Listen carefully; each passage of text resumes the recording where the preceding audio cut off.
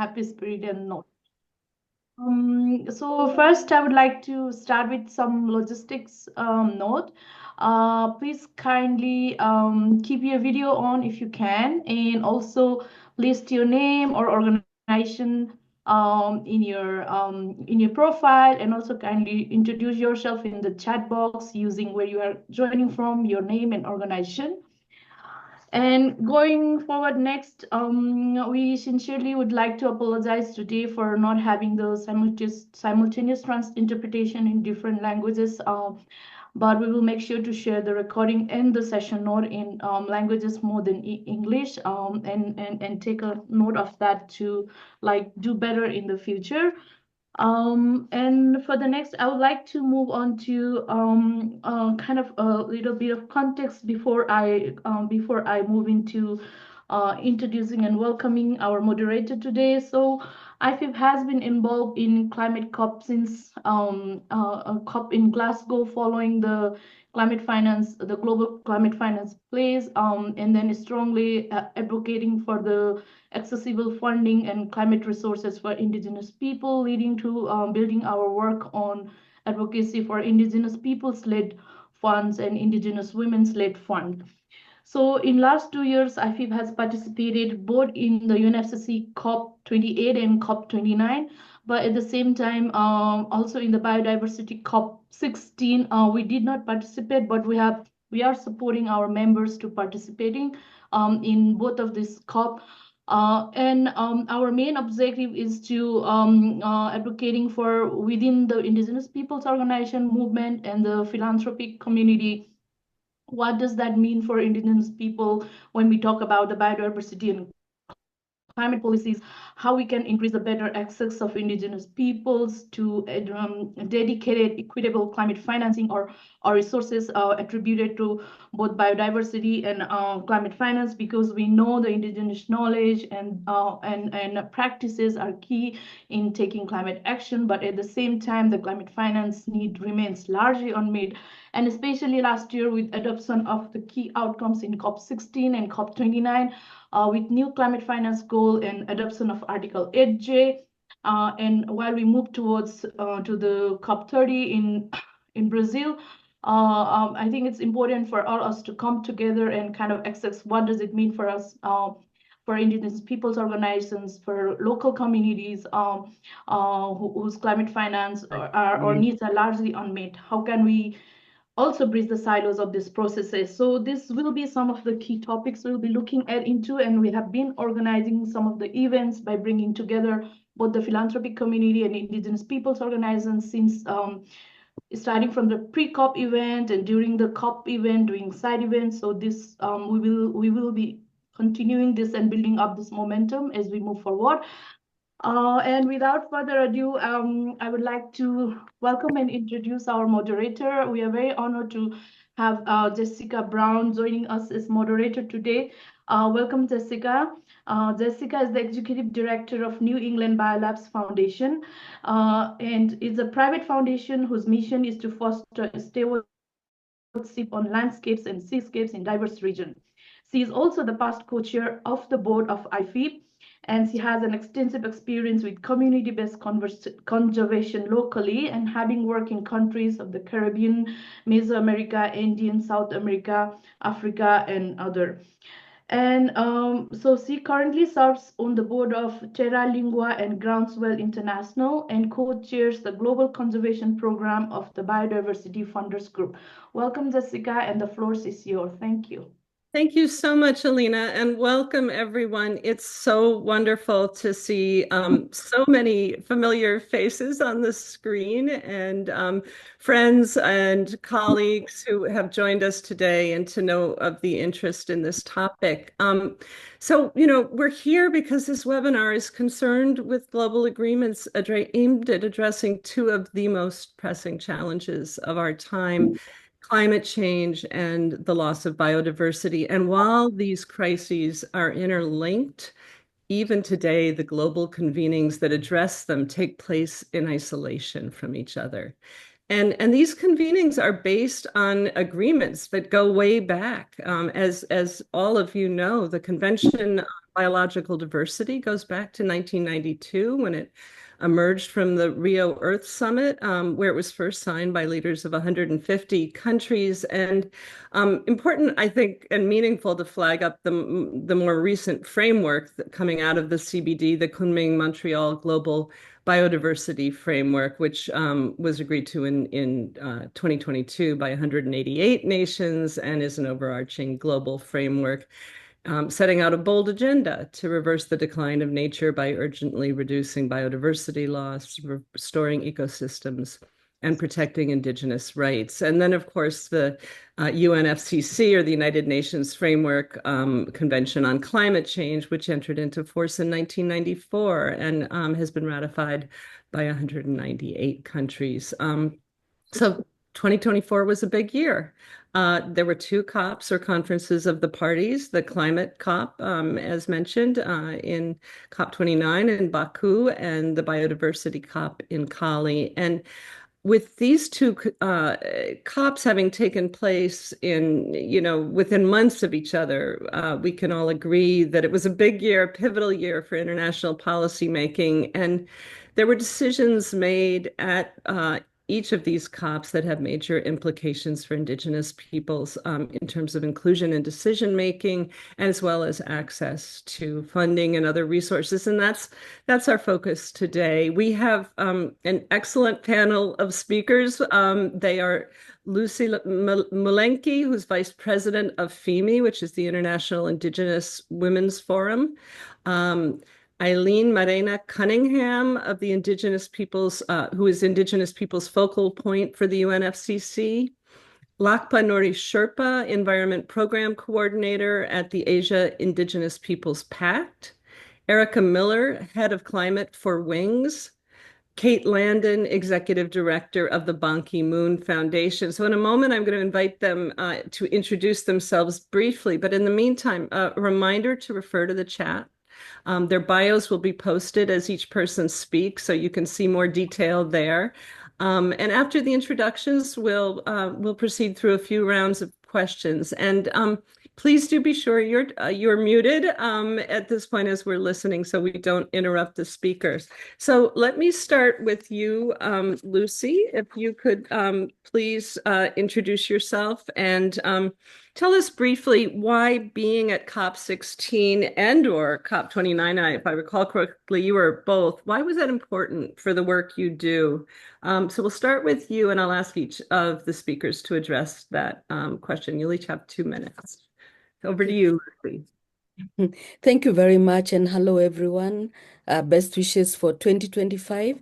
My name is Lucy Mulenke, the Vice President of FEMI, the International Indigenous Women Forum, and also the co-chair of the International Indigenous Forum on Biodiversity and many others like Indigenous Women and Biodiversity Network. I introduced myself to all this because the work that we do and the work that I am passionate about is working with the different communities, and especially women at the ground level, at the local level, and also at the international level. And with FEMI, we work with different women globally in all the 7 regions of the UN Permanent Forum. And we enhance on capacity. We also have an environmental justice. We have, human rights, and we have women's rights issues and different issues that we talk together. We all discuss and encourage the women to empower themselves and to be able to come up, to be visible wherever they are. And indeed, as we look at the main topics of today, they are linked to the exact work that we do, because biodiversity convention is very, very important to us, because we look at it, it's our life, it's our everything, it's our medicine, it's our food, and it's all that we really need to be who we are. We are also part of biodiversity, and it's very crucial. And that's why the Convention on Biological Diversity has always been very important and very crucial for Indigenous peoples everywhere, and even for women in particular. And also looking at the climate change is also very crucial, because they are linked together. If this other one fails, the other one also will fail. And we have seen quite an impact of climate change. And to try to make all these understand, I think that is what we'll also be talking to see how the communities at the ground level understand, and how we move on to the national, regional, and even up to the international, where we also interact with policymakers and with the different key players, donors, and partners to make sure that we all understand each other. So to me, these international processes are always great. They are very important because that's where we interact, that's where we learn, and that's where we share our main issues and see how we all connect them together and see and come up with solutions. So I think I'll stop at there and then we can continue. Thank Great. you. Thank you, Lucy. That was great. I'll pass it to next to Lakpa, please. Or yeah. Okay, thank you, Jessica, for that. Hi, everybody. Tashidele, greetings. My name is Lakpan Sherpa. I belong to Sherpa Indigenous community, and currently I manage the environment program of Asia Indigenous Peoples Bank. Why COP16? Many of you know that International Indigenous Forum on Biodiversity made a history at COP15 in Montreal by having unprecedented reference to the rights and knowledge of Indigenous peoples. And after the adoption of the Kunming Montreal Global Biodiversity Framework, Indigenous peoples in all the regions of the world started engaging at the national level in the revision process of the NBSAP. We call it National Biodiversity Strategy and Action Plan. And of course, we're expecting a lot of engagement at the national level to really centralize the rights of Indigenous peoples, but that was not the case. Indigenous peoples in many countries in Asia had a very, very difficult time to engage in the policymaking process, especially on NBSAP. And since many of the countries were going to the COP16 to really present their updated NBSAP, we had the responsibility to engage in that process and share the specific concern that Indigenous peoples had. So that's one. What is not happening right at the national level and really reflect that at the international level. But the second issue is really on the way COP16 was being promoted. COP16 was promoted as the People's COP, right? COP, peace for nature. And this very much relates to the way of life of Indigenous peoples that we work in our region. And one of the specific agenda, which of course we'll discuss later for COP16, was really a discussion on the new program of work on Article 8J and an institutional arrangement, which is very much related to the way of life of Indigenous peoples, which Lucy has also explained very much. So the COP16 really had a lot of agenda that directly relates to the way of life of Indigenous peoples on the ground. And as a rights holders, we should be on the processes, on decision-making processes where our agenda is being discussed. So in order to not miss this opportunity and really have that influence that Indigenous peoples did at COP15, all of us were well prepared and engaged at the COP16. And I just want to say that we did make a history, and we can discuss a bit later on that, what were the achievements from our side. Back to you. That's great, Lakpa. Eileen, would you like to introduce yourself next, please? Thank you, Jessica. Yes, my name is Eileen Mairena Cunningham. I'm from the Miskito people from the Caribbean region of Nicaragua. And right now I'm served as the Indigenous People focal point for the United Nations Framework Convention on Climate Change. I think participate in COP29 was really a crucial moment for Indigenous people. Not for Indigenous people around the world, I think, because this provide us with the opportunity, as Lucy and Lakpa already say, to ensure that our voices are heard, that our rights, that our knowledge system and contribution are fully recognized. And we are process actions. Excuse me 1 sec, Eileen, why don't you wait? Could we just have everyone check that they're muted, please? Or the host could maybe mute so we can hear. Eileen, go on. Thanks. So I think it's important because we have seen every year more participation of Indigenous people. And I think COP29 was one of these meetings where Indigenous people were very well organized. The Indigenous Peoples Caucus was well organized if I compare to other years. And I think this gives us the opportunity to advocate for a more direct and equitable access to climate finance, to recognize our lands rights, to ask for a more meaningful participation in policy development, also in mitigation and adaptation. And I think this space is that for Indigenous people. Try to raise our voice, try to show that we are here, try to show that we have contribute to tackle climate change. Thank you. Thank you so much. Next up, Kate, could you introduce yourself, please? Hello, all. Good morning from New York City. My name is Kate Landon. I'm Executive Director of the Ban Ki-moon Foundation based here in New York, but we do work globally. Good to see many people that I saw in even Baku recently at the Indigenous Pavilion on the call here today, and also new faces. So at the Ban Ki-moon Foundation, we continue the legacy of the former UN Secretary General Ban Ki-moon, who is our chair and founder, in advancing leadership, mobilizing leadership for, I think, two of the key agreements for which he's still best known, the Paris Climate Agreement and then the Sustainable Development Goals and the 2030 Agenda more broadly. Just as a note of who we are and how we operate, we are one of 3 offices that he founded after he left his post at the UN to do this work. So we have a sister office, which is a quasi-government organization in Vienna, and another sister office, which is a foundation based out of Seoul, Korea. And we're a public foundation, like I said, based here in the US, just like many other public foundations on this call. So our mandate is to mobilize leadership for sustainable development goals. And knowing how broad that framework is, we did some strategic planning in our early years to figure out how do we focus, and we landed on climate and gender justice as 2 really orienting values that we created a theory of change around. I think I was muted by accident. I just unmuted myself. We got the theory of change, so if you pick it up from there.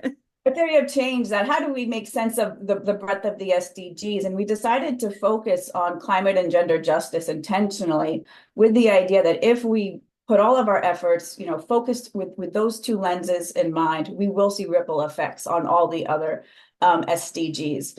And we also wanted to think very keenly about leadership, right? Who's actually leading in these spaces? Who has decision-making power over these topics of finance, right? Or monitoring and evaluation, how we define success against the SDGs. And it became very clear to us that, yes, we had an opportunity to continue Ban Ki-moon's legacy and uplifting the leadership of women and youth, but also to be really more intentional than that and to go a layer deeper. And we realized we had a tremendous opportunity to back the leadership of Indigenous leaders and networks already doing this work.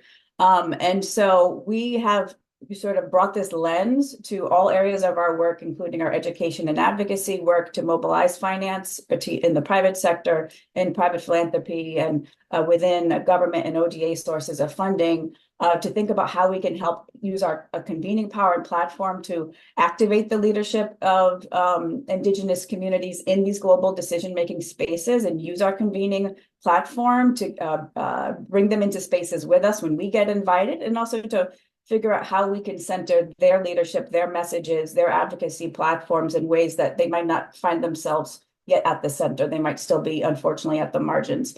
I just wanted to say that this is why it was so important for us to show up in these spaces. And we also launched last year an advisory committee of Indigenous leaders and organizations in the US and Canada to help us start to guide our thinking and strategy around this, some of who are represented on also this call today too. So thank you for being partners with us in that work. Thank you so much, Kate. And last but certainly not least, Erica, could you please introduce yourself? Thank you, Jessica, and thank you to IFIP for having me. It's great to be here. My name is Erica Miller. I am the head of climate at WINGS, and WINGS is a global network of over 200 philanthropic organizations and networks in over 60 countries, and we have a reach of about 100,000 philanthropic actors around the world. And our mandate is really to improve the enabling environment for philanthropy, improve our sector's effectiveness, and to raise our collective voice and strengthen our diversity. At Wings, we lead the Global Philanthropy for Climate movement, which is a call to action to all foundations, regardless of size, mission, and location, to integrate a climate lens from governance to grant making, so in all aspects of a foundation's work. And right now, the movement's bringing over 850 foundations globally together who are really transforming the way they act on climate. Why COP? And Jessica, you kind of asked, what does being at COP feel like? And I think being at COP feels very exciting because you're in the space where the focal point are these discussions, right? Biodiversity, whether COP16 or the climate crisis, and that's very exciting. But I think they also feel kind of scary to think that the decisions that affect the entire world and the entire population are in the hands of few, are concentrated in four walls of a building. And so why are we at COP? And I think it's because we see philanthropy as being able to kind of change that scary feeling. We know that the climate governance system needs to change. It needs to be better. It needs to be more fair. It needs to act faster. And we believe that philanthropy has a role to play. Philanthropy can do things like fund research, advocacy efforts, build technical capacity of decision makers. Philanthropy is this sector that is unique in its capabilities to be able to influence policies and work in ways that other sectors can't. Another reason we're there is really to represent and amplify the diversity of philanthropy. Philanthropy has been increasingly more engaged in COP over the past years and has recently actually been officially kind of recognized in the program through the Business and Philanthropy Forum, which was first launched at Dubai and then continued at COP29 recently. And we see this as an entry point to come in, guide the conversation so that philanthropy is understood and valued for its diversity, and that the conversation isn't monopolized by a few. Philanthropy is not just big foundations, it's not just big climate foundations, but it's family foundations, corporates, community funds, grassroots funds, it's giving movements from all over the world. Especially, and for Wings, we emphasize these in the global majority. And then the last reason why we engage at COP is really supporting the development of the climate philanthropy ecosystem overall by bringing new actors. We bring delegations of philanthropies, of networks and foundations to to the COPs, the climate COPs, as a way to expose them to the climate governance agenda, spaces that sometimes they haven't been exposed to before, to try and raise climate on their agenda and to bring what they're learning back into their national contexts. So those are a few of the reasons why we engage at COP. And we haven't engaged at the biodiversity COP before, but we have a lot of members who go. And so we play a connector and a support role for our members that are there. Thank you, Erica. Thanks, everyone. I think you have set the table beautifully for this conversation. And Erica's remarks remind us of the solemn responsibility of all who attend these decision-making global convenings. So we're gonna move into the questions. We're gonna start with Lucy. Lucy, you hold leadership roles in so many organizations: FEMI, Africa Indigenous Women's Organization, International Indigenous Forum on Biodiversity, or IFIB. And over the years, you've also been extensively involved in both of the COPs. And so I'd like to ask you to draw on that experience and reflect on the outcomes of these most recent gatherings in Cali and in Baku in 2024, and especially to please share with us your observations on the impacts, both the positive and the negative, for the equitable access and inclusive participation of Indigenous peoples in future climate and CBD processes. Thank you, Jessica, and thank you, colleagues, for what you have already presented. I think it's quite enriching and diverse, and it's really great. I think one of the key issues I must bring up and say that the journey for Indigenous people, and especially Indigenous women, really had started some years back, not right now.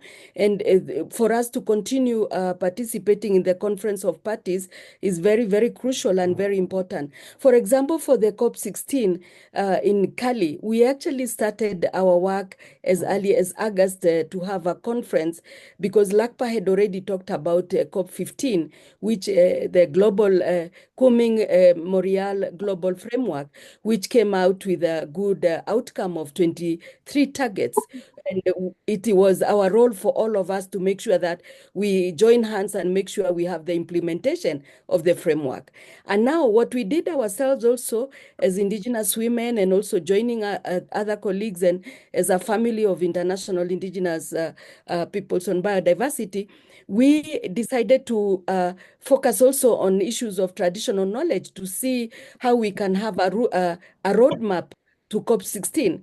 And what we did is we arranged and prepared to have a meeting, a summit of traditional knowledge in Bogota, Colombia, to prepare not only us as Indigenous peoples, but also to prepare the parties, the donors, the philanthropy, the different partners that we have, so that they can understand our role. And they can also understand that looking at biodiversity is very important to look at holistically and to look at different ways that we can be able to relate the work that we do on biodiversity, and also look at the issues of climate and so on, and how it all relates together, and why we should really make sure that we restore the biodiversity that we have lost for a long time. And it's really been a worrying factor for many of us.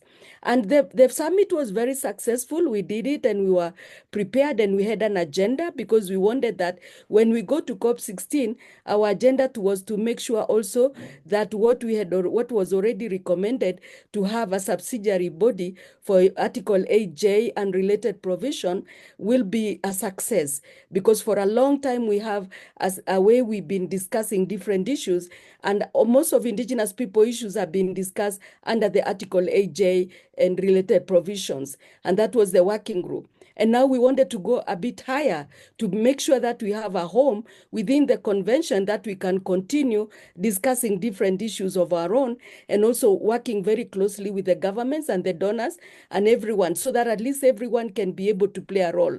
And we had many issues, not only to talk about the traditional knowledge, but to look at the finance and to look at different issues, and also to look at the relationship that we have with other conventions, the Rio conventions. In fact, when you were mentioning about the two COPs, we also had the COP on desertification, and it also impacts a lot on biodiversity, and also is impacted by the climate change. So when we went to Cali, we were prepared and we were looking forward, and we had our hearts that we have to advocate, we have to lobby, and to be successful in the outcome. And we were also working hard not only for the subsidiary body, but to also have a new working program of work and the institutional arrangements. And indeed, we were very happy because we were successful. We were able to work so hard, day and night, sometimes going back to your hotel at midnight and so on. But it was something that we are all input ourselves, and we had already dedicated our lives, just like many of us here and many of those who are listening to the meetings, how we dedicate ourselves to be able to make sure that there is a success. At the same time, even when we look at these successes, we look at them and see how can everyone be involved. Remember, the Biodiversity Convention and also the climate, it all starts from the ground, where we have different communities at the ground, the youth, the women, the disability family, the many of our elders and so on. And so when we connect all that together, we bring our issues, we bring our concerns, and we are able to bring them at the national level, regional level, and the international level. The international level is very crucial because that's where we advocate, that is where we lobby, that is where we bring our issues to be taken up in policy, because sometimes at the local level and national level, it doesn't reach anywhere. You make noise, but at least it doesn't reach anywhere. But this is the time when it really vibrates. Why? Because we bring also, communities to come and give examples. The side events we have, the different activities that we have in different, conventions, conferences are very, very crucial, because we are able to share and to learn and to be able to give to the donors, and for them to see our work, and also to fundraise and to be able to link and learn and be able to, all of us, work together and come up with something that is really important for us.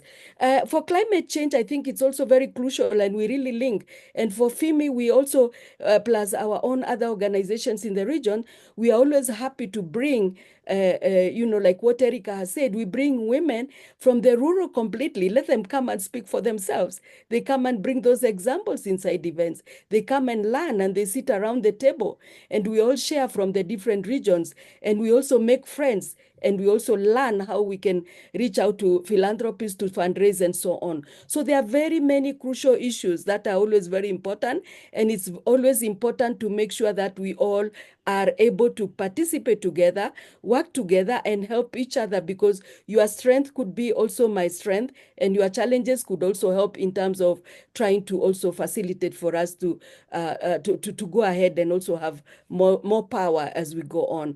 And I think also just to say that it's very important that we have our partners here, donors and philanthropists, to look and see how we can increase the participation of even the rural local women wherever they are, so that we can be able to advance in terms of making sure that we reach out and we make a difference in this world. Because the more we participate, the more we learn, and the more we open up for different communities to understand better. Thank you. Thank you so much, Lucy. And thank you for reminding us of the other Rio Convention on desertification, which is so important to be, and so interlinked with the other topics here. Great, let's move to you, Eileen. Indigenous peoples have been continuously advocating for equitable and accessible climate resources and funding. And of course, COP29 was really pivotal in that regard, adopting a new climate finance goal of $300 billion by 2030.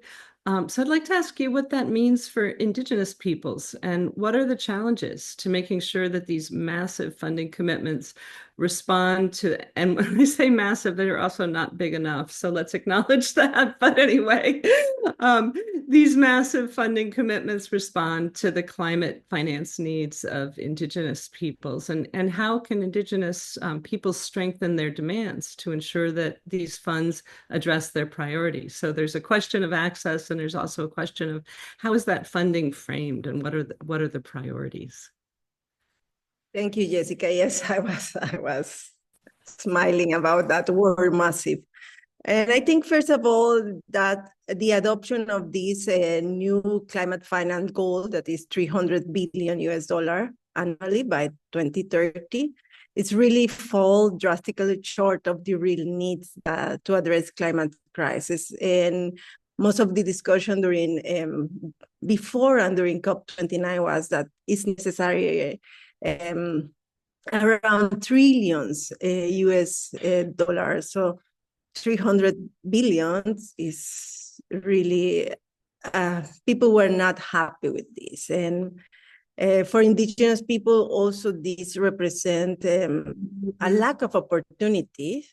And I think also it's like a continuation of this systemic inequity that failed to recognize the scale of challenge that Indigenous people are facing at local level. And I think when Indigenous people came to COP29, we have this idea that the new collective quantified goals will be a turning point, will be this pivotal moment.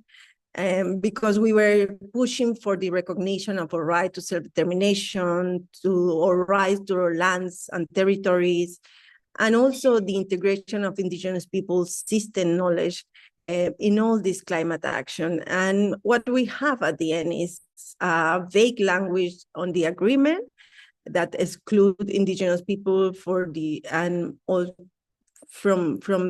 entire process, and also undermine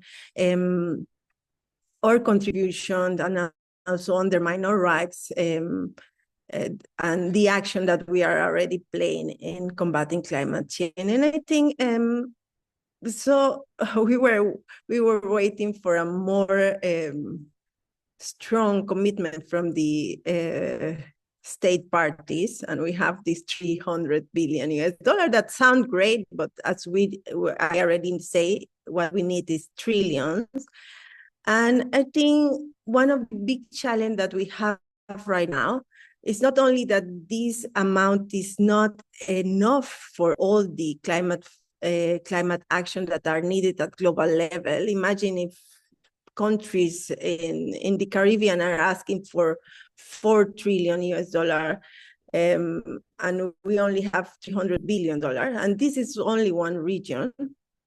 Imagine how much of this is going to be really allocated at local level for indigenous people. So I think indigenous people are really in a very challenging moment in climate finance right now, because this also vulnerate our territories and also our way of life and our livelihoods, our culture, the survival of indigenous people at the end. And now we have not only this climate finance around adaptation and mitigation, but also we have all this discussion about loss and damage.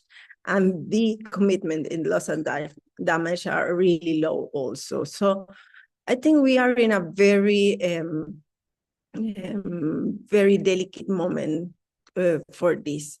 And if we see all this varied around climate finance, I think the scenario is not good for indigenous people. So indigenous people face some barriers around the access into funds, and all these fiduciary requirement, the technical requirement, and sometimes we cannot comply with all the requirements. And at local level, these barriers are exacerbated because there is a lack of bilinguistic challenges. There's a lack of cultural appropriate mechanisms that process, that prioritize. Communities is not there because it's government-led initiative, and they're not taking into account the indigenous people initiative or indigenous people solution.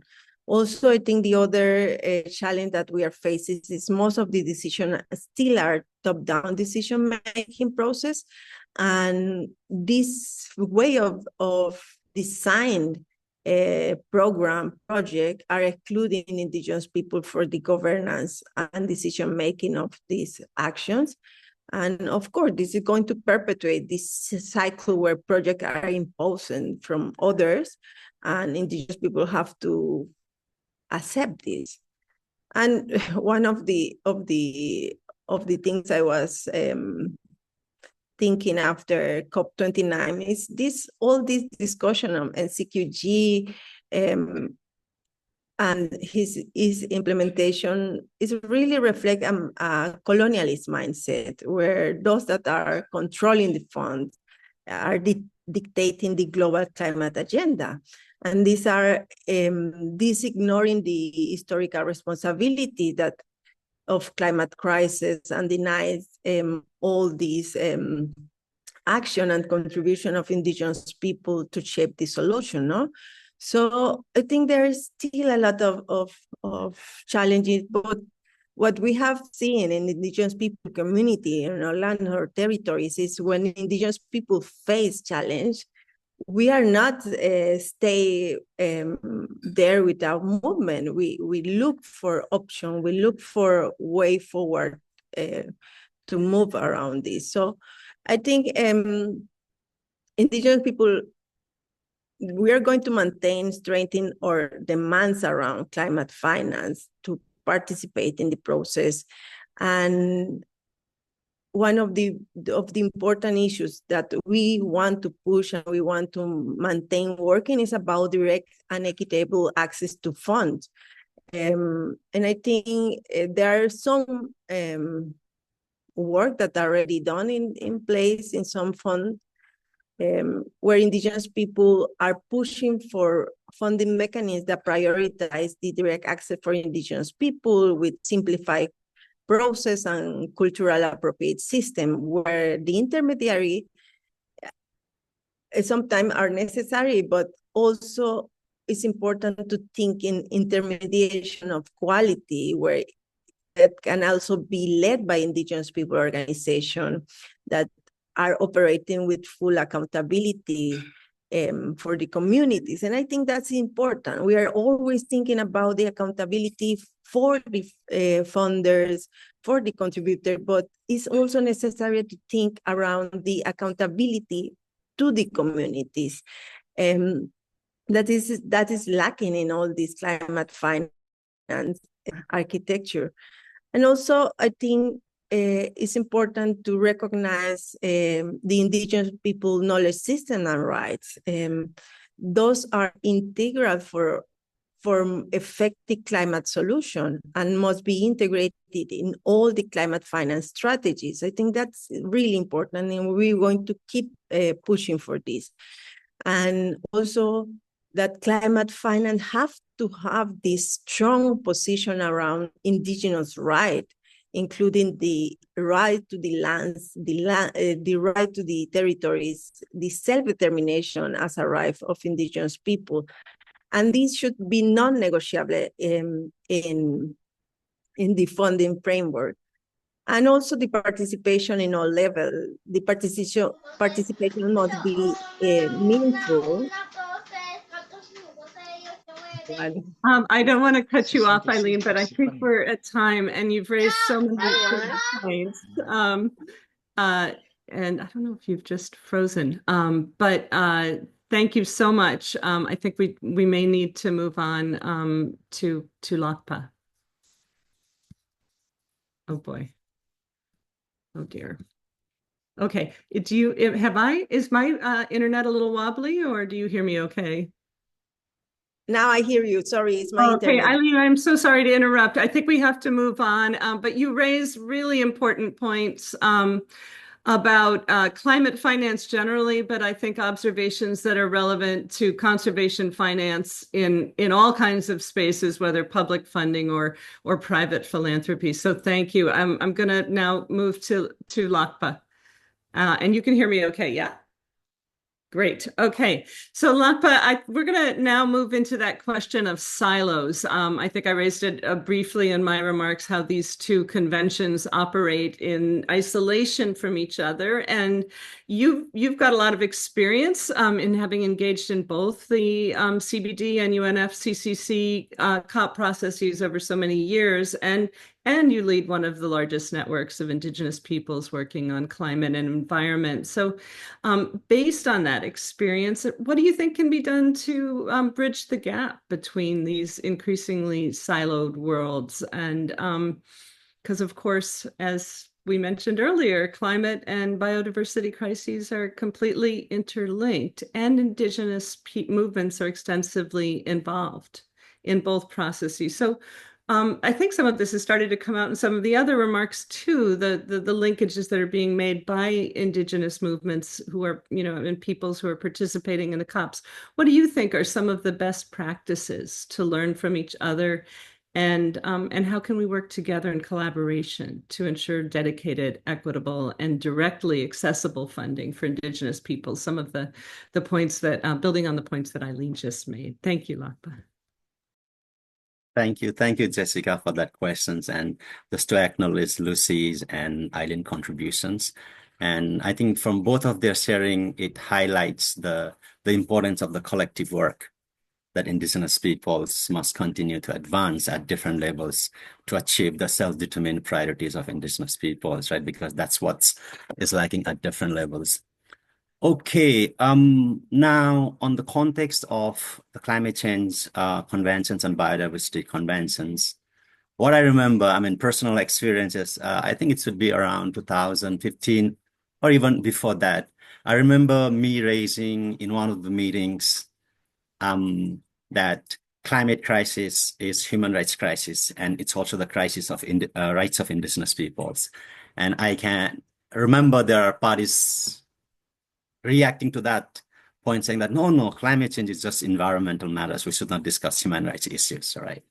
And then I also recall the discussion when I raised a point in one of the meetings saying that we should actually learn from each other, the good practices that is there in the CBD and the good practices that is there in the climate change process. And I still remember that time when that was also not taken in a positive way, saying that, no, this is a climate process. We have to focus on this. And we should not be communicating much to the other processes, right? So that was the kind of situation that was there in 2013 and 14. And of course, I can remember there was a very limited number of indigenous peoples engaging in the climate process that time. But now, of course, things have changed and indigenous peoples are becoming more influential. Like the point that Eileen has stressed, I would like to reemphasize that once again, is that the climate change impacts drives biodiversity loss, I mean, which is very clear. And healthy biodiversity are crucial if you want to fight against climate change. But if we want to fight climate change and biodiversity together, the solution, the effective solution is to really center climate and biodiversity action on the rights of indigenous peoples. And I'm optimistic that things are slowly changing because indigenous peoples have started raising that there is a silo between the two conventions and there is an urgency that we need to act to bridge this silo at different levels. Just to update you some of the key discussion that we have had in COP16, I was part of the ministerial dialogue at COP16 where ministers were discussing about how can we bridge the gaps between the NDC and NBSAP. And of course, I'm not sure if many of you know, NDC means a nationally determined contribution that helps to implement the Paris Agreement, and NBSAP is for the Kunming-Montreal Global Biodiversity Framework. So that kind of discussion has started at the ministerial level. But what is really important to also acknowledge is that, like the point that I made on Kunming-Montreal Global Biodiversity Framework, there's a specific target on climate change. And that target actually specifies that climate actions should not have negative impact on biodiversity, but should contribute positively, right? Because if climate solution starts diluting or weakening the targets of biodiversity, and if biodiversity action starts hampering the target of climate actions, then we are actually both targets are, how to call that, are not in line against each other, right? Just to give you an example, we did an analysis of NDC in 10 countries, in 10 Asian countries, and it basically makes indigenous peoples very invisible as rights holders. And we also see a danger that many of the projects in the name of just transition that happens or is going to happen might already negatively affect the target of biodiversity. So I think it's very important, even at the convention level, to have that kind of mindset and framing. How can the implementation of Paris Agreement also helps to implement the targets of Kunming-Montreal Global Biodiversity Framework, and how the implementation of Kunming-Montreal Global Biodiversity Framework helps to achieve the target of 1.5. I think that kind of a bigger picture in terms of setting how they should align each other should happen at the convention level and also at the national level. And I know that the target on KMGVF has been, text has been already negotiated and on the Paris Agreement, but there is a big opportunity this year because parties are still in the process of revising NBSAP and NDC. Not all the parties were able to submit NBSAP last year, and many parties will submit in the first quarter of this year an NDC. And I think this is a message that indigenous peoples wants to give to the parties, that they need to talk to each other at the national level as well, so that climate change plans doesn't become one way and then the biodiversity plan on the other side, right? And just to give you an example, Jessica, of the good practices, we are very much aware about this, the gaps that is there. And Asia Indigenous Peoples Pact has started a process to really bring indigenous peoples engaging in climate change and biodiversity at one forum. We call it Annual Environmental Conference. And what we have started doing is to really analyze the gaps, but then also see the opportunities, right, to really influence the process. And one of the example on financing to what Eileen has said, when government receives huge funding to revise NBSAP, when government receives huge funding to revise NDC, indigenous peoples are not either invited, or even if they're invited, they would say, okay, you are welcome to participate in our meeting, but cover your own cost. Book your own hotel. So that, how can you expect communities to participate in an NDC and NBSAP discussion, and instead of focusing on the agenda of the meeting, you start thinking of where to get the money from, where to book the hotel. So that kind of practical challenges communities are facing. So I've been telling some of the governments and also donor communities, wouldn't it be possible when you allocate funding for NDC and NBSAP to respective government, just allocate certain percentage of the fund to indigenous peoples and let them use that so that they can have that enabling financial support to come and participate? Because otherwise, if you just put on a text at the international level, oh, we support indigenous peoples are equal partners, but then if you don't really provide that support to enable them to come and participate, that will just remain on paper. It will not be an action, right? So what we have started doing is, but then of course, we are not saying that should be limiting us to engage, right? Of course, we'll talk to our donor communities, philanthropic partners to really see, do we have resources to support our participation, right? And we have been able to do that in some of the countries, and things have started slowly changing. And just to also stress that once we started bringing indigenous peoples engaging in the climate and CBD at a regional level, one of the good recommendations that they gave is like, we need to have a plan on biodiversity and action on climate change together at the national level. So that this allows, because we have our own networks, but there could be many organizations working on climate and biodiversity who are doing great work on the ground, right? So our process at the regional level have really been able to not attract, that's the right word, invite or facilitate or welcome many other indigenous peoples who are not in our network to come together and make a plan. Because you see, if you don't come together and engage with the policymakers, if one or two organizations engage, it's not going to influence much. But if there are 5 organizations or networks come together and engage in the policy process, that becomes more powerful, right? So that's the kind of... Yeah, no, I'm sorry, I don't want to cut you off, only just we're getting to time here. I think you raised some really important points about the practicalities and also the fact that this is ongoing, that this goes on beyond the COPs and that there are opportunities there now with the revision of the plans. But people, the lip surface that's given if there aren't the practicalities in place, and the support is huge. If it's okay, I'm going to move on. Thank you so much for those really thoughtful comments. Move on to Erica, who works with a global network of organizations that support and develop philanthropy in countries all over the world, WINGS. And as I understand it, Erica, your work there focuses on climate philanthropy. So I'd like to ask you to draw on your interactions, your work with different philanthropic networks. You kind of have a great overview, I think, of philanthropy and your observations of the climate and biodiversity policy processes. And so really, this is kind of picking up on what's already been raised by the prior speakers. What are your thoughts on how philanthropy can help to elevate the needs and rights of Indigenous people? And, we've already heard, and well that these spaces, and you highlighted this, are often rigid and not responsive to Indigenous people's perspective. So how can philanthropic partners offer allyship in this context? Thanks, Erica. Thanks, Jessica. And yes, I think my fellow speakers have highlighted a lot of important pieces where philanthropy can also support. And I think we see allyship, happening at a few different levels. And to start on a very practical level, philanthropy can support Indigenous communities, Indigenous peoples' participation and integration into the COP process in very practical ways.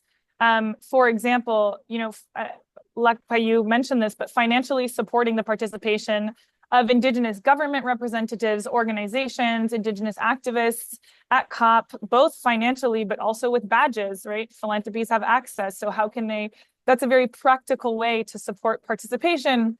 What we've been seeing over the past couple of years is that COPs are getting increasingly more expensive, and increasing participation from corporates and fossil fuel representatives, right? And so the risk is that, or what we're already seeing as manifesting, is that is historically excluded voices are becoming even more excluded, and the barriers for entry are even more difficult. So philanthropy can use resources to kind of break those barriers.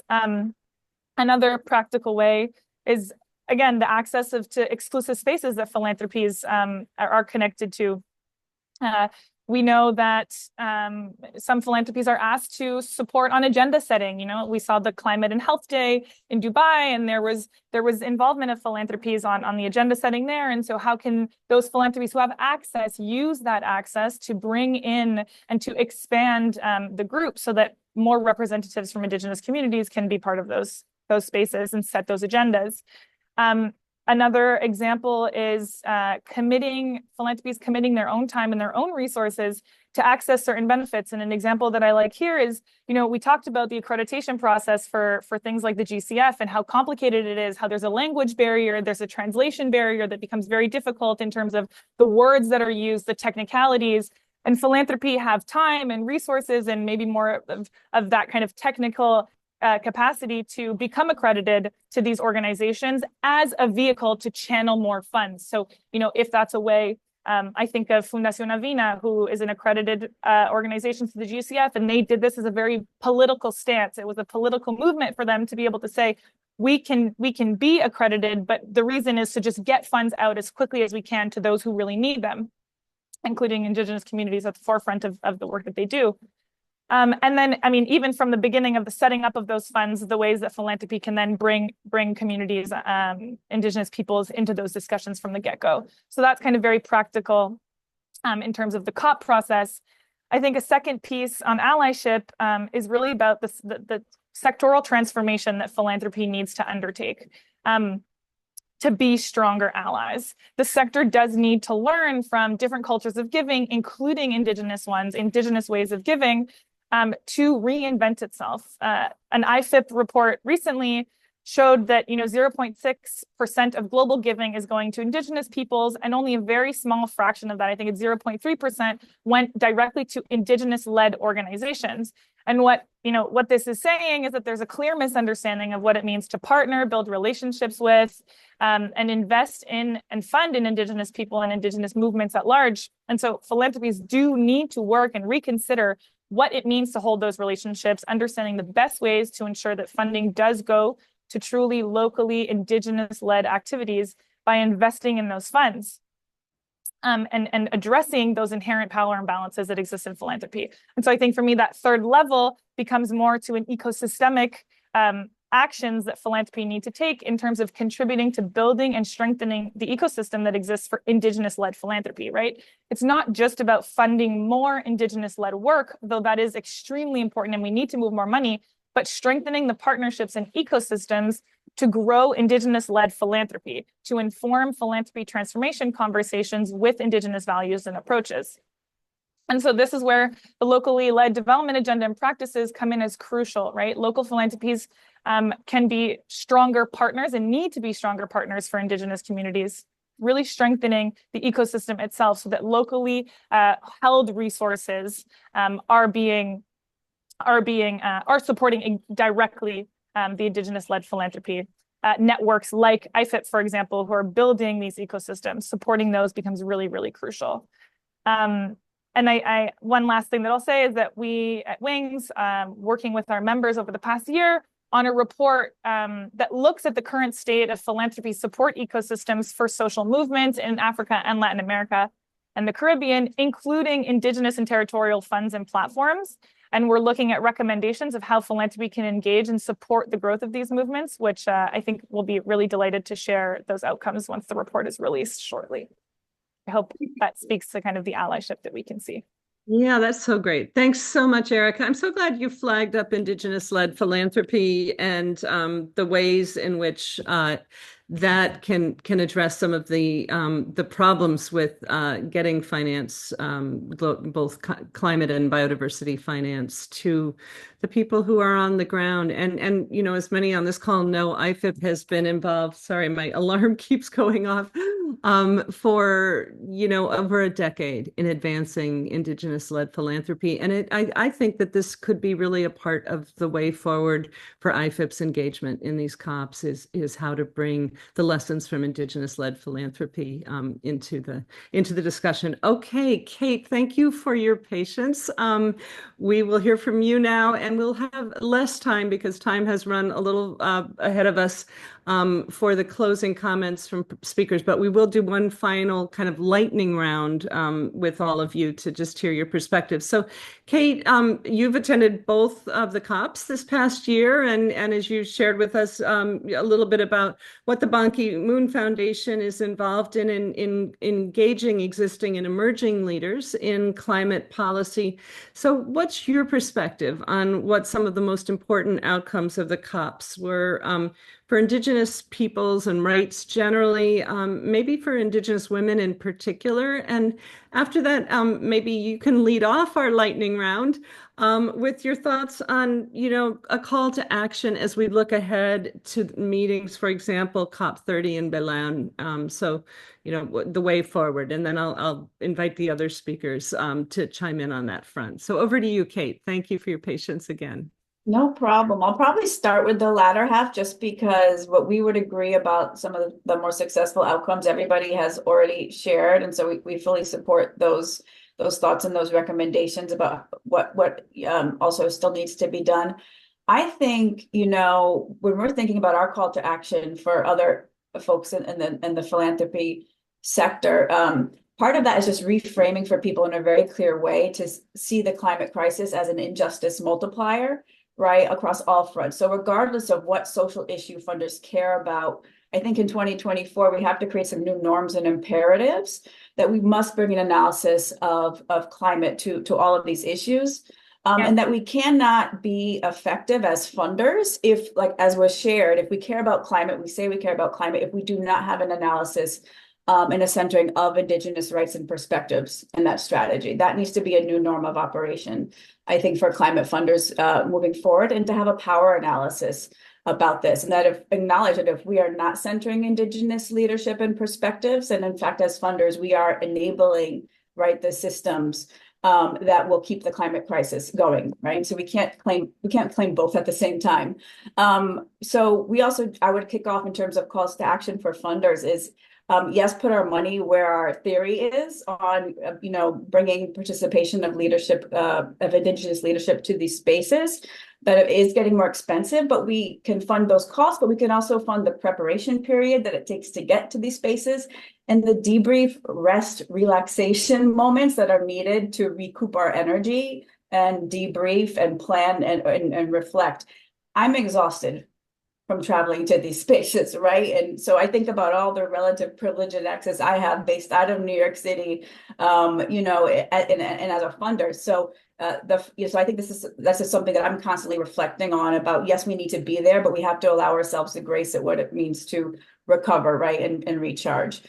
So I'll just pause there as sort of one call to action that I would like to bring other funders to, and just say that if we are not members of things like WINGS and IFIP, we need to be rethinking that, right? Because it's silly to think that as funders that we have all the answers ourselves, right? Or that one strategy consultant alone internally that we hire can come up with, a marching orders for us. So we need to be doing this in power and solidarity with other partners like IFIP and those on the call today.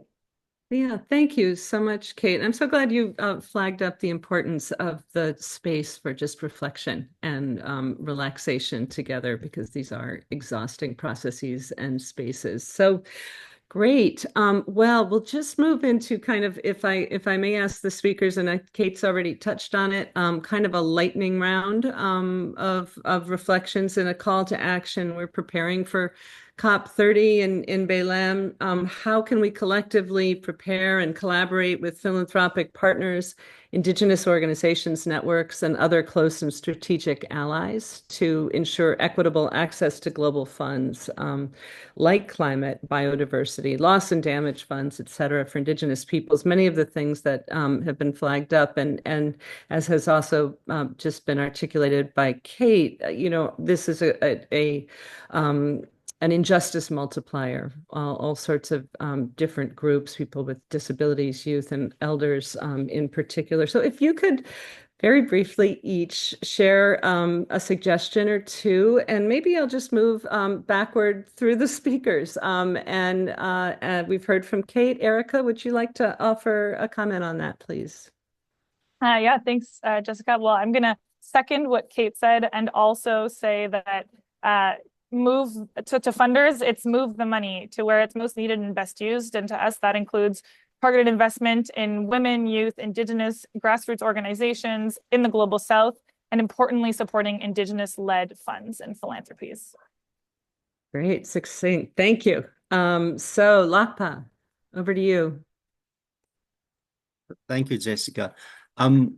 For COP30, and of course, in the context that NDC process is still there, always we are sometimes boxed with this ambition of temperature or how many degrees Celsius and tons of carbon dioxide emission. But then one very important ambition that is missing in the discussion of climate and also in biodiversity is the ambition on human rights and the rights of indigenous peoples.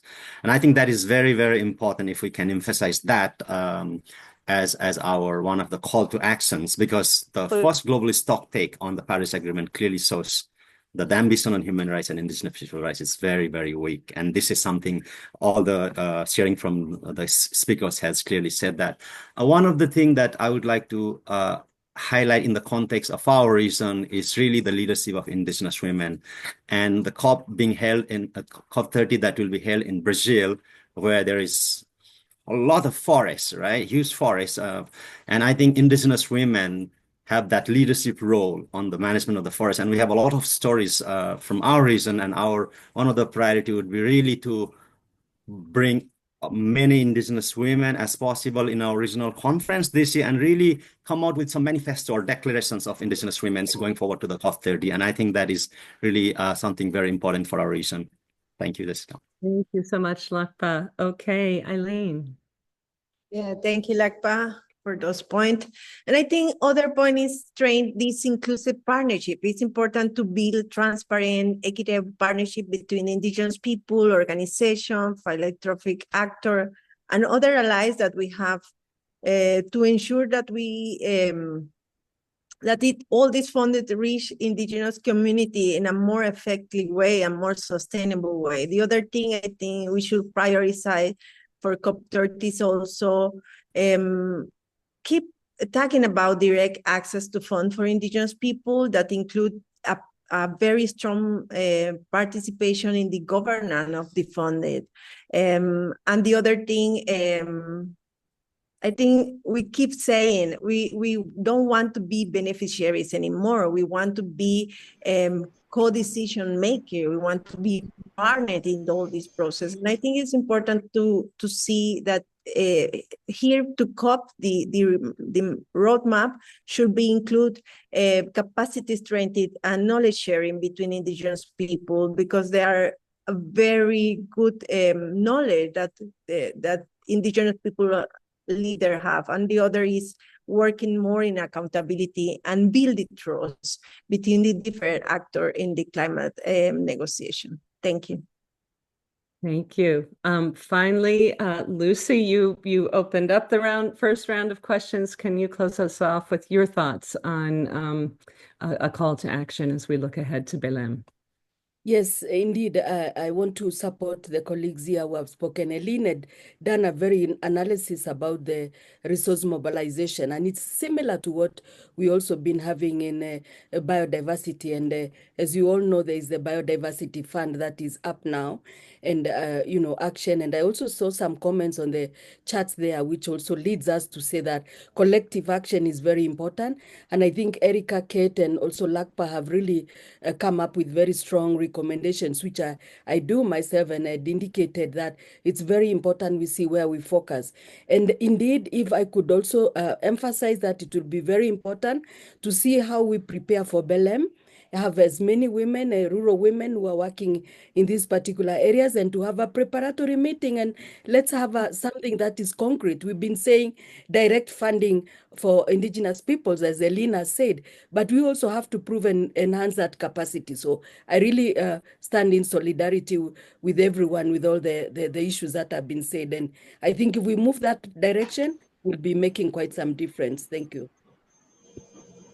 Thank Thank you so much. Well, this has been great. We are 2 minutes before time. I've been monitoring the chat, and there have been some nice comments there. I do believe that the IFIP team will be gathering all of this into meeting notes, and as Alina mentioned earlier, providing a recording and translation, and the notes also, I believe, will be translated. So there will be a record of this. I'm sorry that the space did not allow for more time for interaction with those on the call. We had over 60 people on the call today, and I believe over 150 who have signed up. So this story will get out there.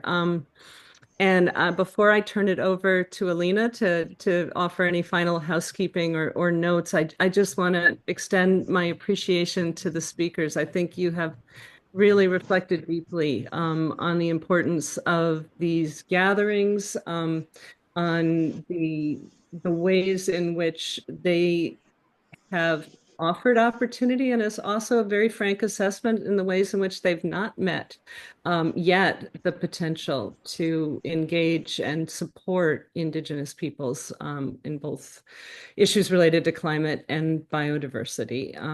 Thank you so much for your time. Thank you for your thoughtful reflection. Thank you for showing up in those spaces. As several have remarked, they can be really invigorating, and they can also be exhausting. I want to thank Lucy especially. It's her birthday today, and she made the time to join us. So thank you so much.